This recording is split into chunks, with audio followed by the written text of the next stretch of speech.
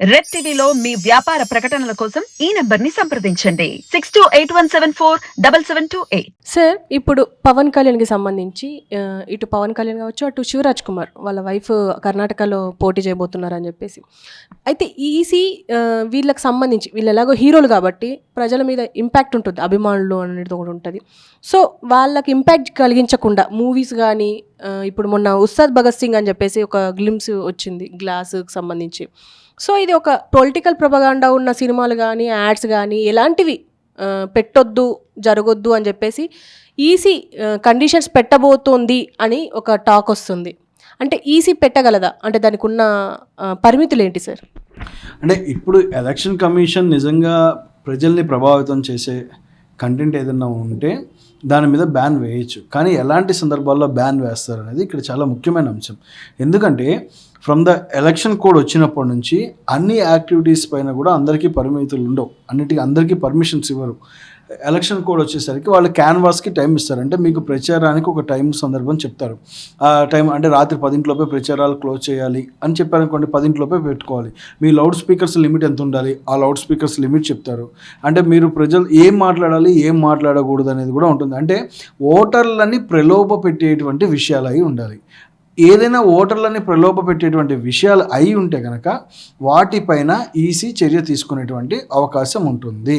అంటే for example ఓటర్లని ప్రలోభ పెట్టడం అంటే, ఇప్పుడు మీరు ఈ సభకి వస్తే ఒక 500 ఇస్తున్నారు, 1000 ఇస్తున్నారు, లేదా ఇంకో రకంగా మీకు లాభం కుదురుతుంది, లేదా ఇంకో చోట చీరలు ఇస్తున్నారు. ఇలాంటివన్నీ జనరల్గా ఓటర్లని ప్రలోభ పెట్టేటువంటివి.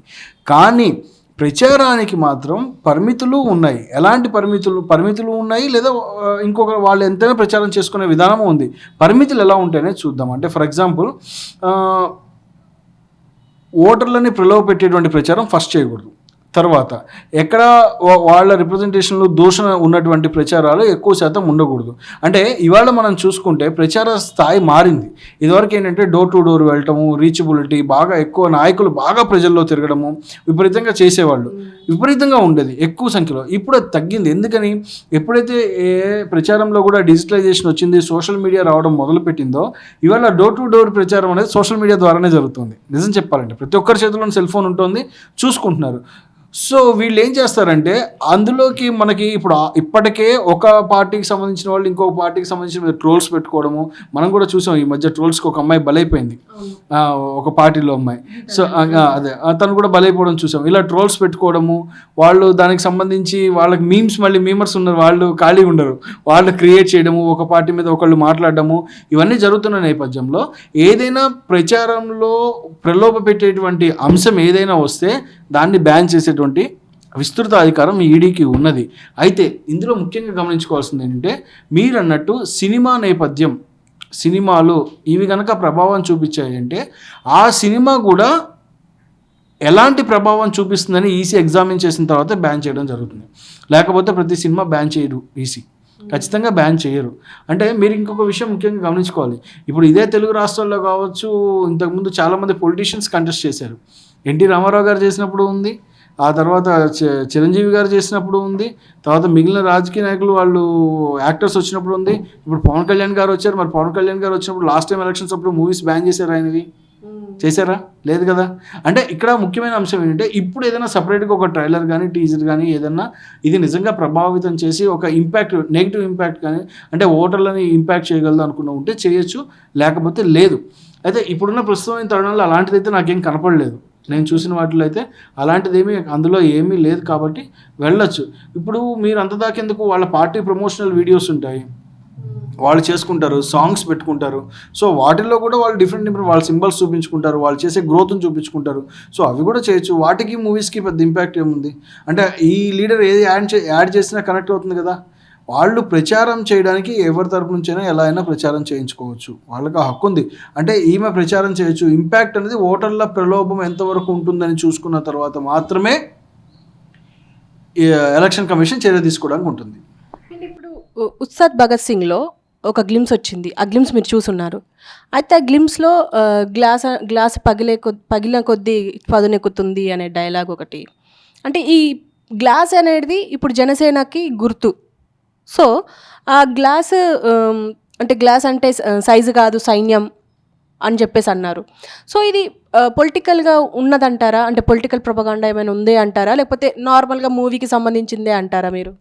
ఒకవేళ వాళ్ళు మూవీ పరంగా రిలీజ్ చేస్తుంటే అది మూవీ కింద ఈసీ చూస్తుంది.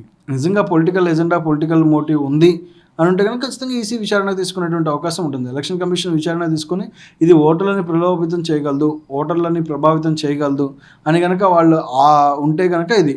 ఇంకొక విషయం కూడా చెప్తాను, అంటే ఒకవేళ నిజంగా ప్రభావితం చేస్తారు, ఆ ఇబ్బంది ఉంది అని వాళ్ళు కనుక అనుకున్న తరుణంలో మనకి ఎలక్షన్స్ ప్రచారానికి ఒక టైం ఇస్తారు, అప్ టు డేట్ ఇస్తారు. ఈ డేట్ వరకే మీరు ప్రచారం చేయండి అంటారు. ఆ డేట్ నుంచి ఒక 1 day 2 days గ్యాప్ ఉంటుంది, ఎలక్షన్స్కి 2 days గ్యాప్ ఉంటుంది జరగడానికి. సో ఆ 2 రోజుల వరకు ఎలాంటి క్యాన్వాస్ కూడా జరగకూడదు, అంటే ఎలాంటి ప్రచారం జరగకూడదు. ఆ 2-3 days ఏదైతే ఉందో మన ప్రచారం ముగించినప్పటి నుంచి మళ్ళీ ఎలక్షన్స్ జరిగేటువంటి గ్యాప్ వరకు ఎవరు ప్రచారం చేయకూడదు. సో ఇలాంటి టీజర్స్, ఇలాంటి ట్రైలర్స్ కొన్ని ఉన్నప్పుడు ఏమవుతాయంటే ఇవి ఇంపాక్ట్ చూపిస్తాయి ఆ గ్యాప్లో. మీకు అర్థమవుతుంది నేను చెప్పేది. ఇవి ఇంపాక్ట్ చూపిస్తాయి ఆ 3 రోజుల గ్యాప్లో. సో ఇప్పుడు మీరు సోషల్ మీడియాలో విస్తృతంగా వెళ్ళిపోయిన దాన్ని ఆపలేదు ఈసీ. విస్తృతంగా ఆల్రెడీ అంతమంది చేతిలో దాటింది, ఎవరు ఎక్కడ షేర్ చేస్తారు ఏంటి అనేది ఒకసారి ఆపడం కూడా కష్టం అవుతుంది. సో అలాంటి టైంలో రెస్ట్రిక్షన్స్ ఫస్టే ఇవ్వచ్చు కొన్ని సందర్భాల్లో. లేదు ఇది ఇంపాక్ట్ చూపించదు అంటే రిలీజ్ చేయొచ్చు. అంటే ఈ టైంలో ఇప్పుడు మూవీ నేపథ్యంలో ఉన్న వాళ్ళు ఇప్పుడు పవన్ కళ్యాణ్ ఉన్నారు, ఇటు శివరాజ్ కుమార్ ఉన్నారు. అయితే వీళ్ళు ఏమన్నా ఇప్పుడు రిలీజ్ చేయాలి అనుకుంటే మూవీస్ కానీ ఇప్పుడు యాడ్స్ కానీ ఏదైనా సంబంధించి ఇప్పుడు పొలిటికల్ ప్రొపగండా లేదు అని చెప్పడానికి ఆల్రెడీ అంటే ఈసీ దగ్గర పర్మిషన్ ఏమైనా తీసుకోవాల్సి ఉంటుందా? పొలిటికల్ ప్రోపగండా లేని వాళ్ళు రిలీజ్ చేయొచ్చు. అంటే Pawan Kalyan himself is contesting కాబట్టి ఆయన యాడ్స్ మీద ఎక్కువ, అంటే ఆ ప్రచారం ముగిసినప్పటి నుంచి మిగిలిన టైంలో ఆయన ఎక్కువ ఫ్రీక్వెంట్లో కనపడుతున్నా అది కొంచెం ఇంపాక్ట్ చూపిస్తుందనే ఒపీనియన్ కనుక ఈసీ వస్తే ఖచ్చితంగా ఆపుతుంది. అది ఈసీ వారు తీసుకునేటువంటి ఒపీనియన్ వారి నిర్ణయం మీదే ఖచ్చితంగా ఆధారపడి ఉంటుంది. సో 100% ఆపే అవకాశాలు ఉన్నాయి, ఆపకుండా ఉండే అవకాశాలు కూడా ఉన్నాయి. రెండింటికి ఛాన్స్ ఉంది. ఇందులో ముఖ్యంగా గమనించుకోవాల్సింది ఏంటంటే మీకు ఎప్పుడైతే చెప్పానో ప్రచారం ముగిసినప్పటి నుంచి మళ్ళీ ఎలక్షన్స్ జరిగేంత వరకు, ప్రచారం ముగిసినప్పటి నుంచి ఎలక్షన్స్ జరిగేంత వరకు ఆ గ్యాప్లో వీళ్ళ వీడియోస్ ఏమన్నా సర్క్యులేట్ అవుతున్నాయి, అవి ఓటర్లను ఇంపాక్ట్ చేస్తాయి, తర్వాత వీటిని ఆపలేము, సర్క్యులేట్ అయ్యే అవకాశం ఉంటుంది ప్రచారం ముగిసిన తర్వాత కూడా, ముగిసిన తేదీ నుంచి కూడా ఉంటుంది అనుకున్న తరుణంలో ఫస్ట్లోనే ఈసీ కొరడా జులిపించే అవకాశం ఉంటుంది. అండ్ ఇప్పుడు ఒకవేళ ఈసీ నిబంధనల్ని ఉల్లంఘిస్తే ఏమైనా కేసులు పడే అవకాశం ఉందంటారా? ఈసీ నిబంధనలు ఉల్లంఘిస్తే ఖచ్చితంగా యాక్షన్ తీసుకుంటారు ఈసీ వారు, అందులో అయితే సందేహం లేదు. వీళ్ళ క్యాండిడేచర్ ఫస్ట్ వీళ్ళ దగ్గర నుంచి షోకాష్ మెమోలు ఇష్యూ చేయడం కానీ, వీళ్ళ దగ్గర నుంచి ఎక్స్ప్లెనేషన్ తీసుకోవడం కానీ, తర్వాత వీళ్ళ క్యాండిడేచర్ వీళ్ళ చేత క్యాన్సిల్ చేసేటువంటి అధికారం దాకా వాళ్ళకు ఉంటుంది. సో కంటెస్ట్ చేసిన తర్వాత కూడా వీళ్ళ పదవిని కోల్పోయి ప్రభావితం చేశారని చెప్పేసి ఉండేటువంటి అవకాశం కూడా వాటికి ఉంటుంది. EC powers are very discretionary powers, చాలా మంచి ఎక్స్ట్రాడినరీ పవర్స్ ఈసీకి ఉంటాయి. సో వాళ్ళ అధికారాలు ఉపయోగించి ఎంత దూరమైన వాళ్ళు వెళ్ళొచ్చు. Okay sir, thank you very much sir. Sir ఇప్పుడు కేజ్రీవాల్ విషయానికి వస్తే ఆయన ములాఖత్ అంటున్నాం కాబట్టి ములాఖత్ మనకి 2 సార్లే ఉంటుంది అని చెప్పేసి అంటారు. ఇప్పుడు ఈయన సీఎం కాబట్టి అంటే ఈయనకి ఎంత ములాఖతులు ఇచ్చే అవకాశం ఉంటుంది అంటారు? అంటే జైలు ములాఖత్ ఒకలా ఉంటుంది, కస్టడీలో ఉన్నప్పుడు కలవడానికి ఇచ్చేటువంటి అవకాశాలు ఒకలా ఉంటాయి. సో కస్టడీలో ఉన్నప్పుడు ఇప్పుడు నిన్న కవిత గారి విషయంలో కూడా చూసాము, కోర్టుకి కుటుంబ సభ్యులు వచ్చినప్పుడు ఒక 5 నిమిషాలు వాళ్ళతో మాట్లాడడానికి అవకాశం ఇచ్చారు. సో కస్టడీలో ఉన్నప్పుడు ఏంటంటే కలవడానికి వాళ్ళ లాయర్కి కానీ కొంత ఫ్యామిలీ మెంబర్స్ కానీ వెసులుబాటు ఇచ్చేటువంటి అవకాశం ఉంటుంది. జైలుకి వెళ్ళిన తర్వాత దాని అడ్మినిస్ట్రేటివ్ నెసెసరీస్ ఏమున్నాయో, వాళ్ళ అవసరాలు ఏమున్నాయో చూసిస్తారు. బట్ జైలు మ్యాండేట్ ప్రకారమే వీళ్ళకి ములాఖత్ ఇవ్వడం జరుగుతుంది, కానీ వీళ్ళకి స్పెషల్గా ఇవ్వడం ఉండకపోవచ్చు. తను పరిపాలన చేయాలి అనుకుంటే ఖచ్చితంగా ఇక్కడ ఇంకొకళ్ళు కావాల్సిందే.